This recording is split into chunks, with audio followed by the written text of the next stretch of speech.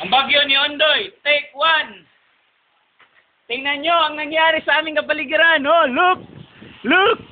Oh my God! That is our gate. 7 feet high. Look, natira na lang, 3 na lang. And now, lulutong ako dito sa baha.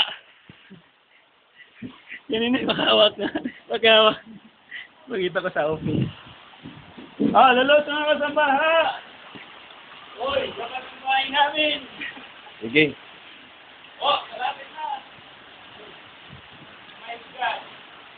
Paano na yan? Alright, talong pa. Woo! Bagyong Ondoy, we need government support. Gloria! See?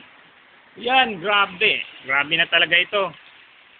Ano masasabi mo, Jen? Ano masasabi mo sa bagyo? Wala. No comment. Maabot kaya itong sa taas? Hindi ko na makita ang aking kwarto. May ilaw pa ba dito? Wala na.